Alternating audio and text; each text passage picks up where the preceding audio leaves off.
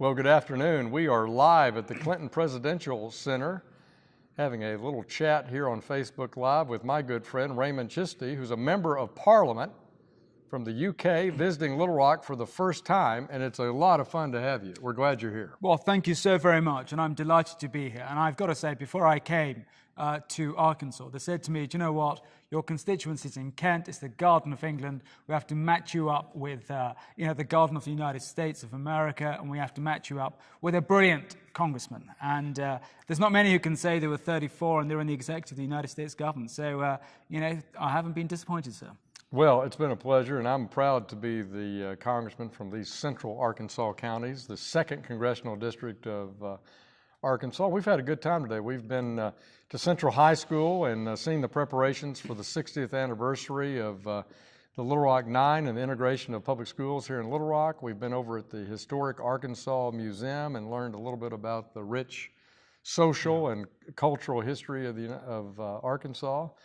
But I really appreciate you coming to the Venture Center and talking about skilled workforce and how our regions in Kent and in Arkansas, how we can collaborate on jobs and trade. I thought it was a great discussion. Well, I think it was great. And I think if you look at in terms of history and heritage, this morning it was absolutely fantastic to go to the airbase. Right. Back at home in Gillingham, we have the Royal Engineers, which are a key part of our history and heritage, and we had the Royal Navy in the motorway towns for many, many, many years. Right. And so I think collaboration on whether it's on military, security, but then to go back and speak to your local businesses was amazing, because we're doing exactly the same thing with the Innovation Centre back in the Medway towns, giving the businesses the support so they can move forward. And what I found was, which came across quite easily, was that many of those businesses want to do the same thing, whether it's back in England or it's over here in the United States, and it's about getting them to work together. So at the end of the day, if they work together, it's great for our businesses, it's great for our economy,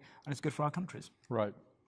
Well, what we're trying to do in the U.S. right now is improve our K through 12 education system and make sure that our kids that we want to have an aspirational future when they turn 18, if they want to go skilled workforce instead of college, make sure that we're preparing them for that, and that they're looking for apprenticeship opportunities and how to get into maybe just a few years of college with some skilled trades. And we admire what the English system of education is in that regard, and also over in Germany. The last 20 years, we've kind of gotten away from it. And now I think we're going back to the future, if you will, on helping our kids find a path to a successful pursuit of happiness and a career, profitable career, awesome career, but not necessarily just college bound. So that was, your insights on that were great. Well, I think, working with you and listening to your businesses about getting our future generation to have the right skill set was absolutely immense. And I went away thinking, you know what, on apprenticeships, with what you're doing and what we're doing, we've increased apprenticeships by over 2 million in our country. And we're saying, look, if you want to get the right skill set, you've got to look at not simply academic qualifications, but in every city back home, we have a university technical college to make sure that we are producing the future engineers, and making sure that, do you know what, ensuring that every child who has a different skill set, it can be achieved to the true potential. And I think by working together, and what I saw here with your Chamber of Commerce and what they're trying to do with business, enterprise and skill set for the future generation is exactly what we're doing back at home. And I think working together, we can get them to do really well for both of our towns and our communities. Well, it was good you went out to Little Rock Air Force Base today, where it's the center of Airlift Command here in the U.S., the C-130s that are the workhorse of supporting both our international military operations and humanitarian operations. And it was neat to get you in a C-130J in the cockpit and also in the back, see how they work. And we have over 40 countries have come here and trained in Little Rock. So this is a very international center of excellence for C-130 airlifts. It's where we have all the training for the pilots, for the load masters. And this is an integrated force around the world, including the airmen from the UK. So that was a neat chance to share that with you as well. But also, I think the other question that came out was about the health inequalities and the work that you've done on mental health. Right. And also back at home, I put forward 2 bills in Parliament on mental health, working with the Royal College of Psychiatrists, to see that we have similar challenges happening with regards to addressing some of those issues on mental health. Right. And good to see what you're doing and see how we can link it back to what we're doing back at home and showing good practice. Yeah. We have a real mental health crisis in this country, and it's 3 decades in the making.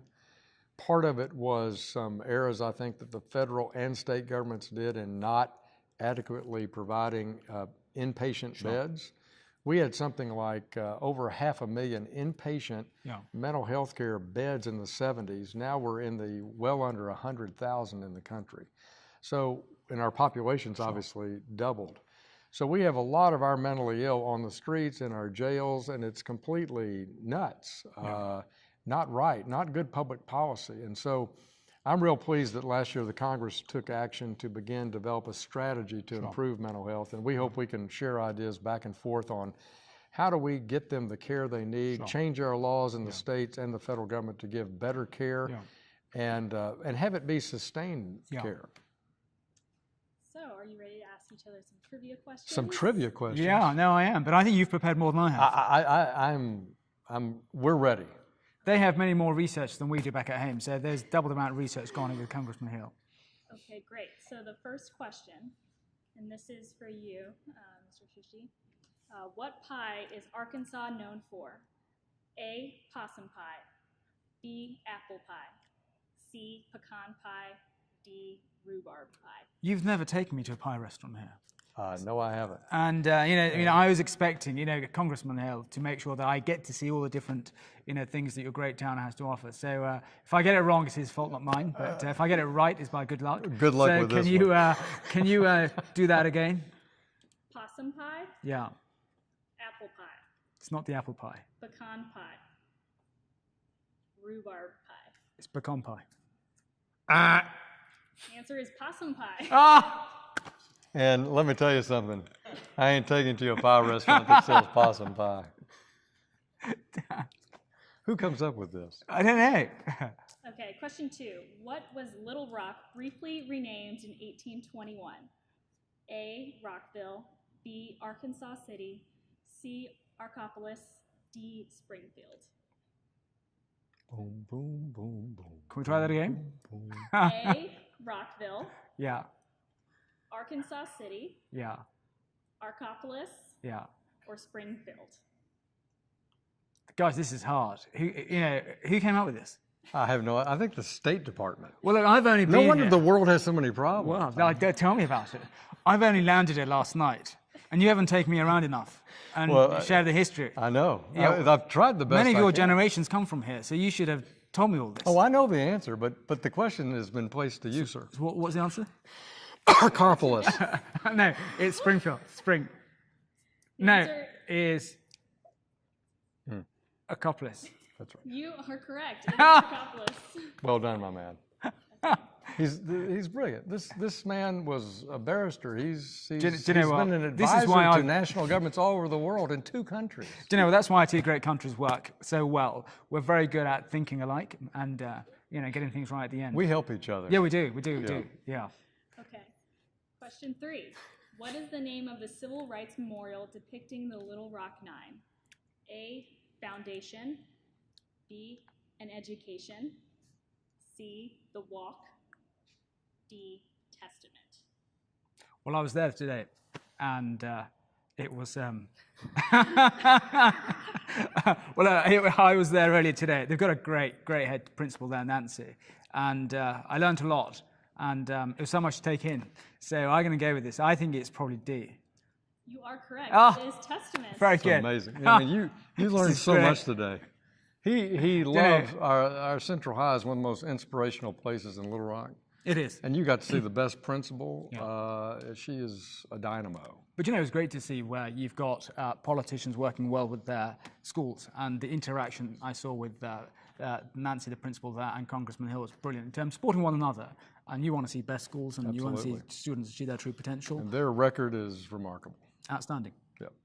Okay, last question for Last you. question. Yeah. We've kind of delayed it. Now. It's the last question.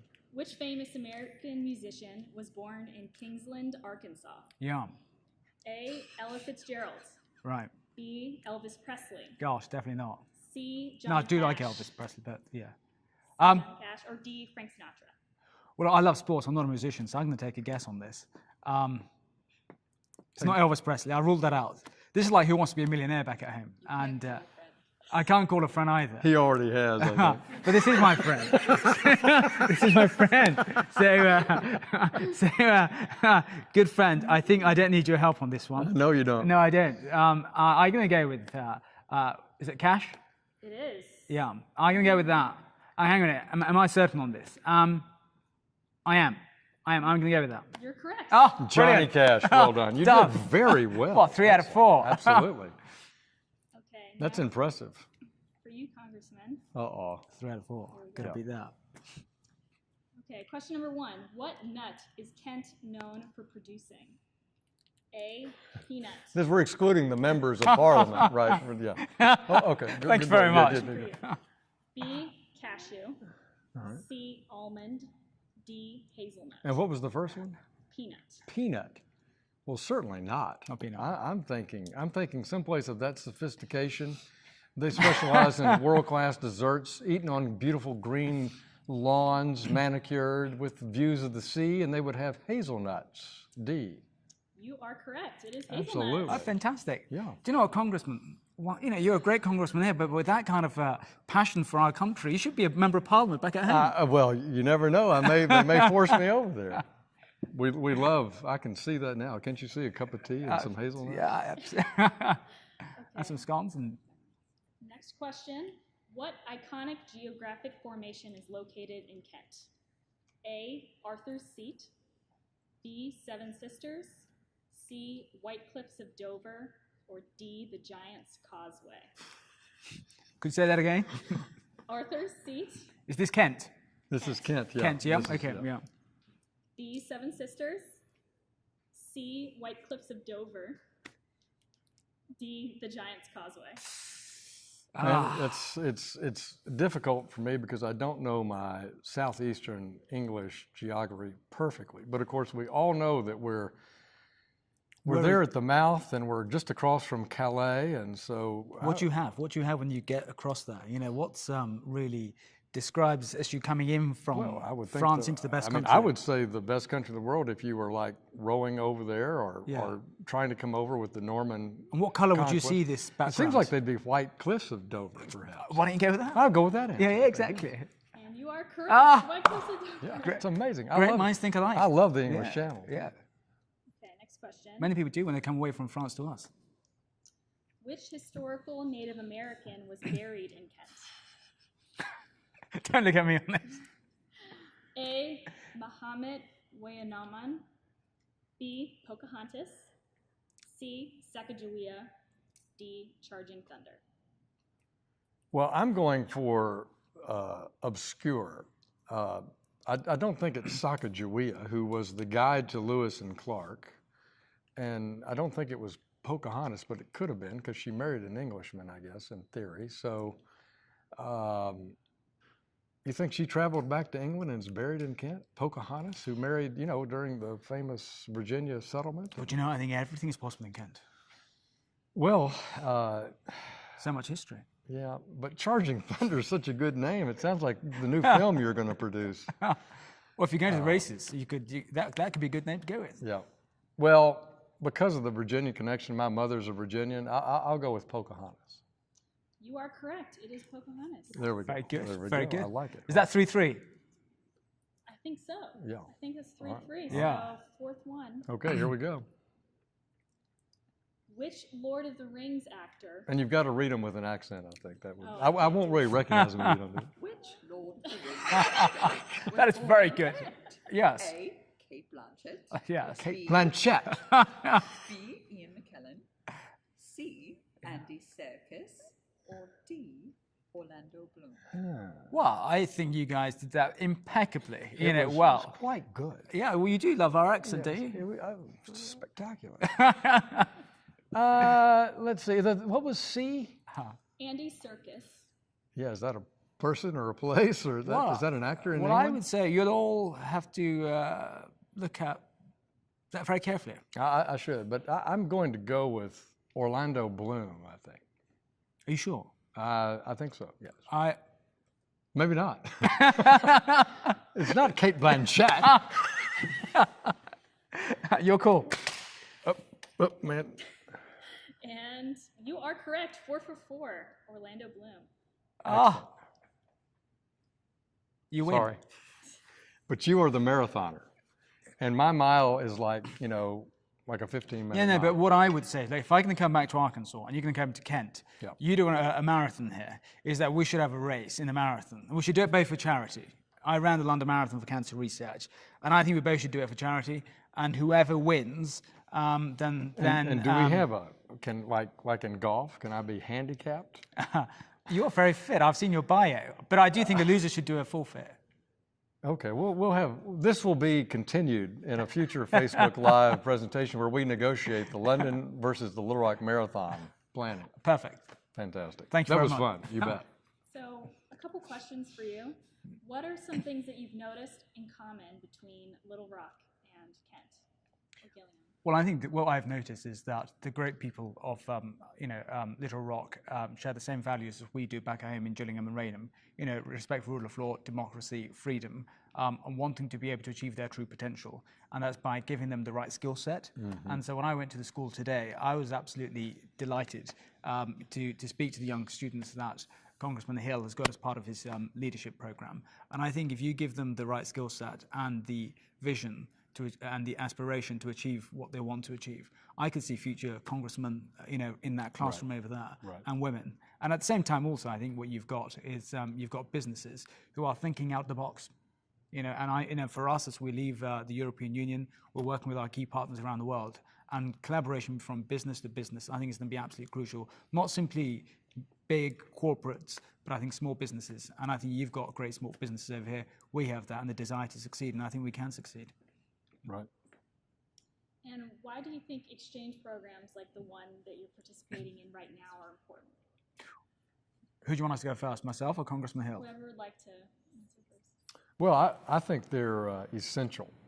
It's important, and Arkansas is really the centerpiece of exchange programs because one of the most famous in the world is the Fulbright Scholarship, named for Senator Bill Fulbright, who was the longtime senator from Arkansas and a mentor to President Clinton, in whose library we are seated. Yeah. And so thousands of students have done exchanges for education in this world. And, but this kind of exchange we're doing among parliamentarians is very important because many of the world's problems are common across our countries and our societies.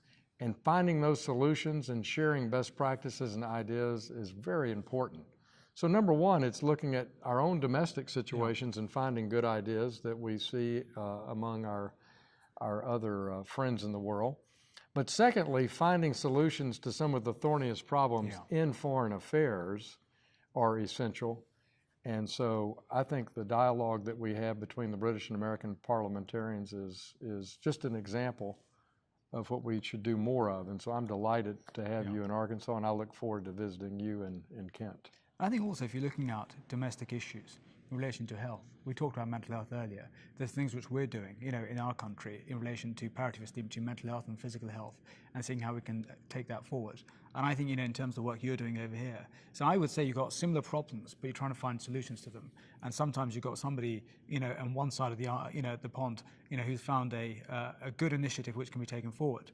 If we didn't have the exchange programs, we wouldn't be able to share those ideas at an early stage. And you're absolutely right. Whether it's then, looking at the bigger issues, whether it's in Syria, Iran, and Korea, I think we all want to work together to help address some of those big security challenges facing our great country. And often, you want to achieve the same thing, but you might be able to get there in a different way. If you didn't interact, you wouldn't be able to know what different solutions that you can work towards achieving that greater end.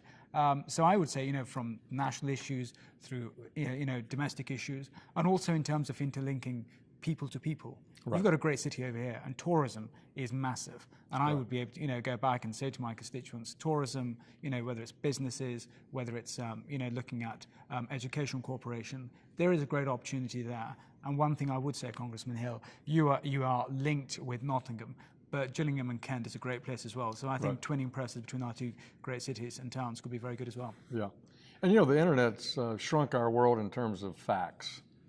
We can Google things, we can research things, but there is no substitute for face-to-face communication, no substitute for face-to-face exchanges. This is the power of the world or people's interconnections, and it can't be replaced just by virtue of the fact that we can find out a lot of good information factually and visually through the internet. So I think face-to-face and people exchanges are critical. Yeah. We actually have a question from Facebook. Yeah. Carlos asks how your trip has impacted your view of government, of you specifically. Your view, how has your experience in Arkansas affected your... Well, look, I think the view I already had before I came was, look, United States is very much on call with United Kingdom in the sense that we have the separation of power between the executive, the judiciary, the legislature. And so what I would say on that, what I found here is that in your great country, same as in our great country, there's a belief in rule of law, freedom, democracy, and we may be able to do things differently, but the commitment and desire of your elected representatives to wanting to achieve the great for your country and having those checks and balances, I think is very much what we have back home in the United Kingdom. But I would say what I found, you've got elected representatives who are passionate about ensuring that they make the right decisions for the people of their great country. Thank you so much for participating in this. Do you have any final words for Facebook that you'd like to say? Final farewell? Well, I think Facebook Live is a great way to share the great day that we've had together in Little Rock, Arkansas, and talk about how United Kingdom and the United States, which have a terrific tradition of a special relationship between our two countries and our two peoples, in solving not only challenges for our own domestic constituents, whether they're in Kent or here in Arkansas, but how we work together for a better, freer, safer world, and how we promote Western civilization. And I mean that sincerely, which are the values of individual freedom and democracy and individual rights. How do we share that in the right way? And how do we tackle some of the most difficult foreign policy challenges of the world? We've had this chance to visit about that, and that is the value of, I think, the parliamentary dialogues. And I think it's particularly neat to share some of the thoughts that we've had just by sharing the day together with all of our friends out on Facebook.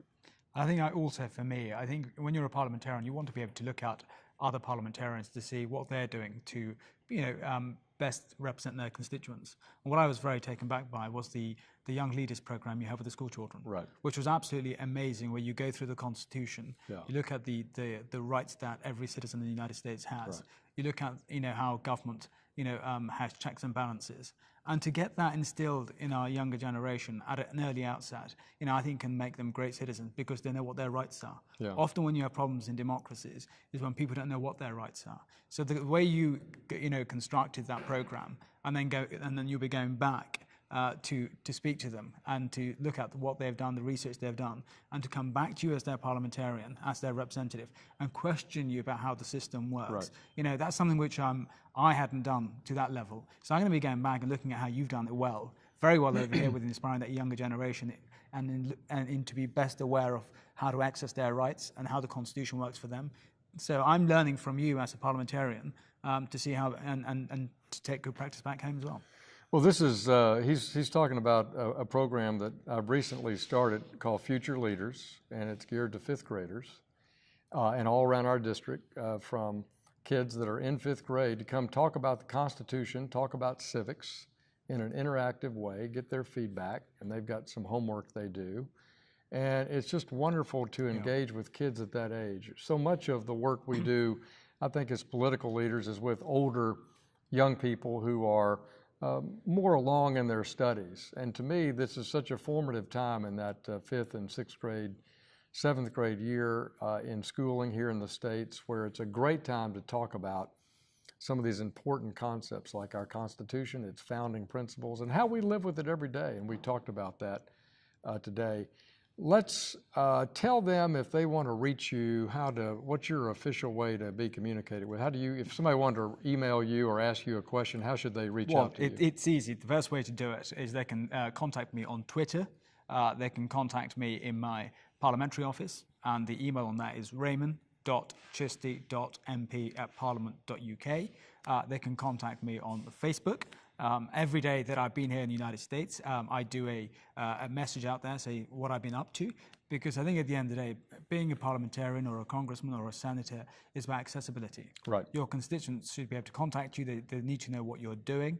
And also sometimes, you know what, they may not have an issue, but when they see you or see you on television or Facebook Live, they may think of something and they want a clarification on that. So I would say Twitter, Facebook, email, writing, anyway, I think is good for me. That's great. Well, it's been great to have our MP with us, and you can reach me at hill.house.gov or on Facebook at Congressman French Hill. It's been a pleasure to have you with us at the Clinton Presidential Center. It's been fun for us to be together today, and we'll sign off. Thanks for being a part of this. Thank you very much.